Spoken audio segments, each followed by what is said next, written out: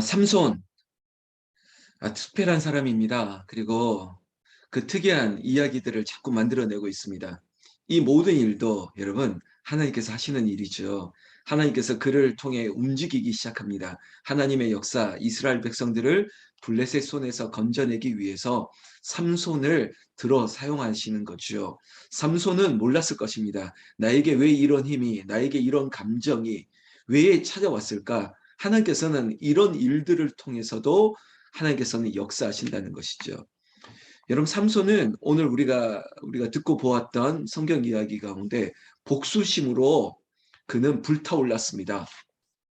자기 아내를 괴롭혔던 블레셋 사람들에게 복수를 하고 있는 이야기입니다.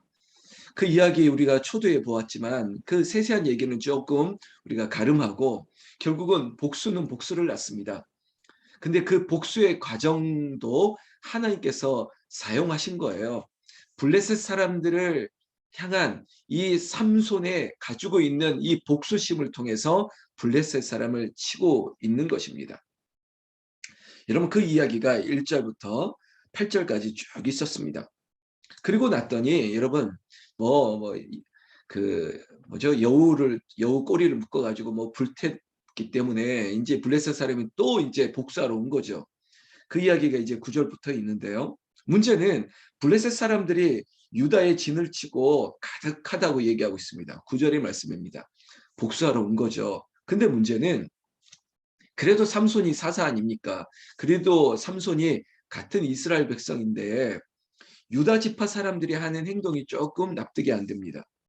10절 말씀에 보면 유다 사람들이 너희가 어찌하여 올라와서 우리를 치느냐 블레셋 사람들이 물었더니 삼손 때문이라는 거예요. 삼손을 우리에게 넘기라는 것입니다. 여러분 어떻게 해야 됩니까?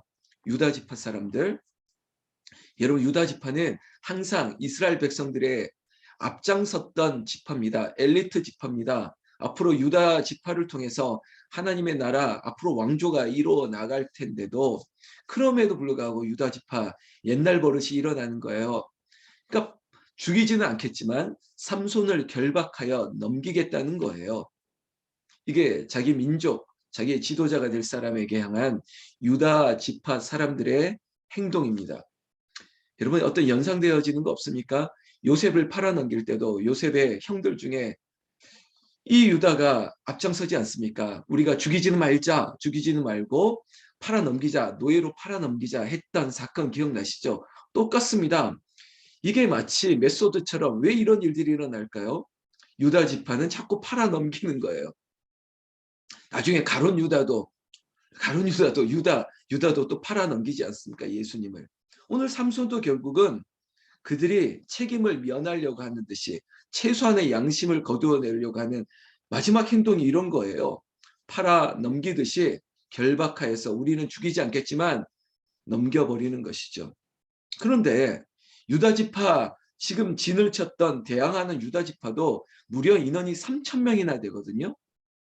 근데 결과적으로 나중에 삼손이 이 블레셋 사람들을 쳐 죽인 숫자가 1,000명이라고 하는 걸 보면 1,000명이 온 거예요. 근데 1,000명 앞에 3,000명이 굴복하고 있는 형국 아니겠습니까?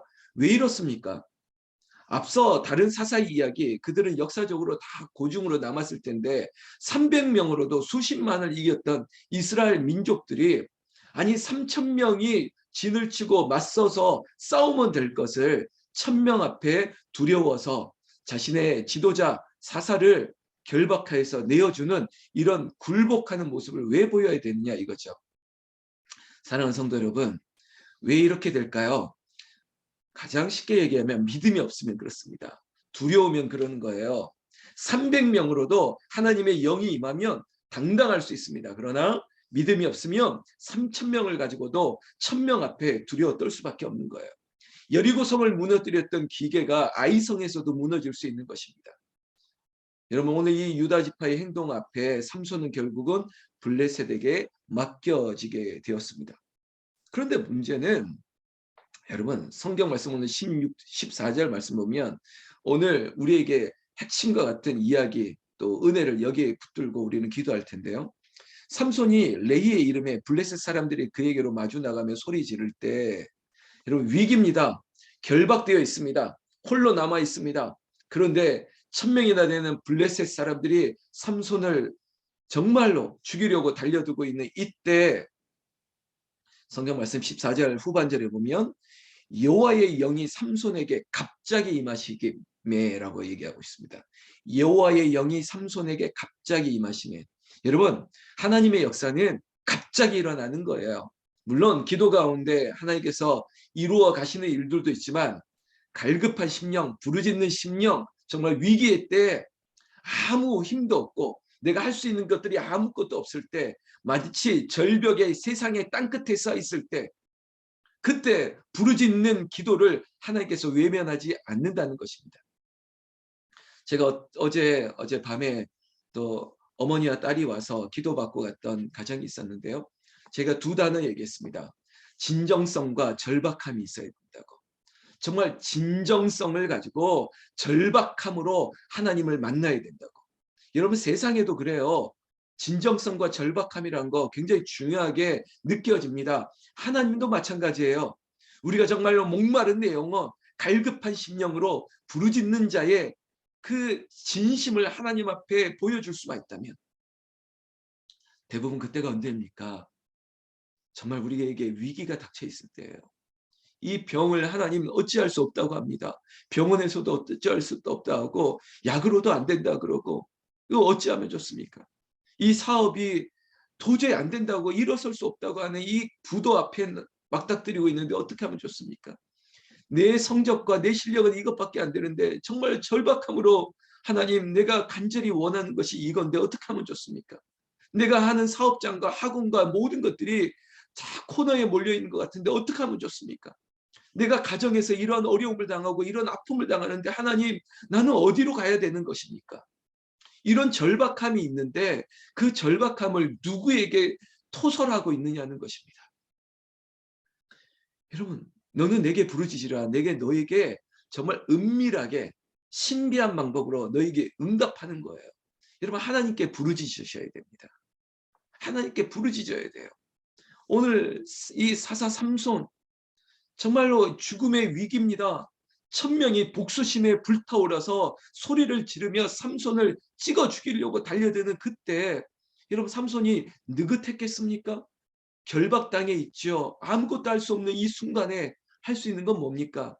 그는요, 앞서서는 그의 눈에 여자를 보고 자기 만족함을 취하고, 죄송합니다, 엉망으로 살았습니다. 그럼에도 불구하고 우리가 불렀던 찬송처럼 신실하신 하나님, 자비를 베풀어 주시는 하나님, 그 하나님 앞에 부르짖는 자, 갈급한 심령으로 하나님께 부르짖었던 삼손의 기도에 여호와의 영이 갑자기 임했다는 것입니다. 여호와의 영이 갑자기 임했다. 사랑하는 새벽을 깨우는 성도 여러분, 나는 나에게도, 이 자리에 있는 여러분들에게도 여호와의 영이, 성령이 이 시간 갑자기 강력하게 신비한 방법으로 오늘 이 시간 임하기를 나는 예수님의 이름으로 축원합니다. 축원합니다. 그렇게 임했더니 여러분, 지금 삼손이 결박당해 있지 않습니까? 그런데 갑자기 여호와의 영이 임하니까 결박되었던 그 밧줄이 불탄 것처럼 다 벗겨지게 떨어져 나갔습니다.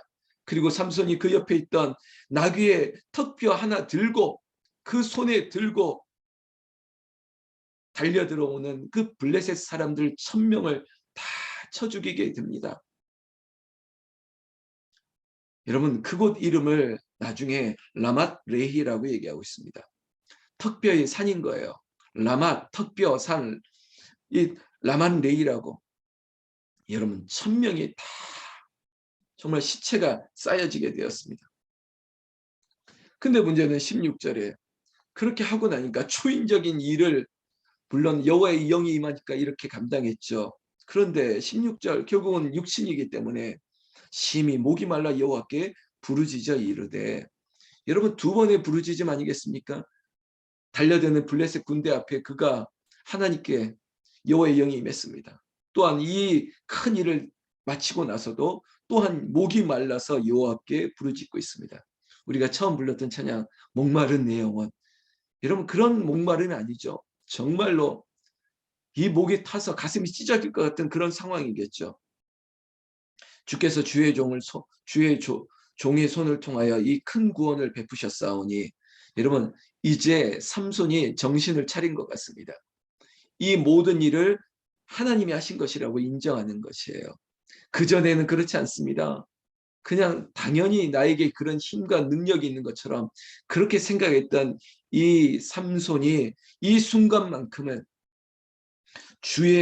주께서 종의 손을 통해서 이 큰 구원을 베푸셨다는 거예요. 여러분 이 믿음이 있어야 돼요. 어제 보면요. 삼손은 자기가 한 줄 알고 자신의 그 삶의 경험치 가지고 사람들에게 우쭐하고 그리고 그거 가지고 희롱하고 수수께끼 내면서 즐겼던 그런 인생인데 이 순간만큼은 하나님 지금까지 지내온 것이 아니 지금 이런 일들을 이루게 하신 것이 이 싸움에서 큰 승리를 거두게 하신 것이 내가 한 것이 아닙니다. 주께서 하신 것입니다. 그렇게 인정하고 있는 대목을 보면서 얼마나 감사한지요. 하나님 저에게도 이 믿음을 주시옵소서.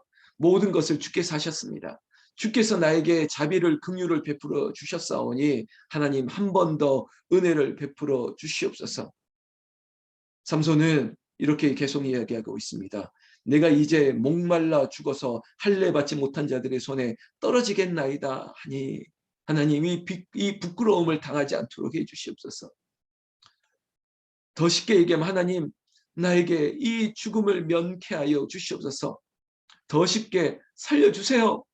하나님 살려주세요. 죽을 것 같아요. 하나님 정말 죽을 것 같습니다. 너무 아파서 정말 가슴이 아파서 죽을 것 같아요. 하나님 이 일로 저는 견디지 못할 것 같습니다. 하나님 저는 우겨싸움을 당해서 내가 여기서 죽을 것 같은데 어떻게 하면 죽겠습니까?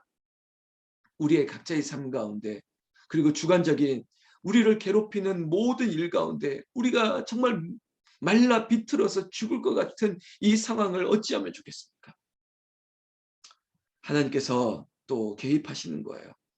오늘 우리에게 하나님께서 이런 역사를 터뜨려 주기를 원합니다. 19절에 하나님이 레이에서 한 우묵한 곳을 터뜨려 무엇을 주십니까? 물이 솟아나오게 하는 거예요. 갑자기 그것도 물이 없는 곳에 물이 솟아나게 하는 것이에요. 삼손이 그것을 마시고 정신이 회복되고 소생했다고 얘기하고 있습니다. 회복되고 소생됐다고요. 그 물을 마시니까 오늘 나에게도 이 자리에 있는 우리에게도 하나님께서 샘물을 터뜨려 주시었고 기가 막힌 방법으로 신비한 방법으로 아니 여기 어떻게 샘이 솟아날 수 있겠습니까? 그러나 그 물을 통해서 그 물을 마시고 우리가 이번 주 지난주일 설교 생각해 보십시오. 마르지 않는 생수를 우리에게 주시는 그 주님의 은혜가 우리를 회복하게 하시고 우리를 살아나게 하시는 것이죠. 오늘 이 샘물이 여러분들의 삶의 곁에서 터져 나오기를 예수님의 이름으로 축원합니다. 그 이름을 나중에 엔하꼬레라고 불렀습니다. 엔하꼬레 부르짖는 자의 샘이 됩니다. 부르짖는 자의 샘. 여러분 부르짖으라 너는 내게 부르짖으라 내가 너에게 응답하겠다고 했던 하나님의 말씀을 믿고 지금 우리에게도 엔하골에 내가 하나님 내 가정의 일로 내가 부르짖습니다. 내 몸, 내 약함을 위해서 기도합니다.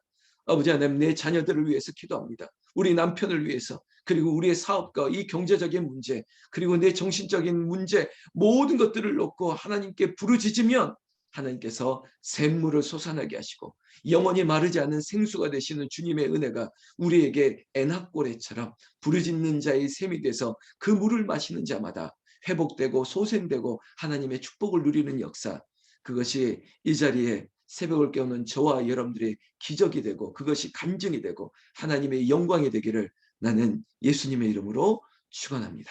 축원합니다. 기도하겠습니다.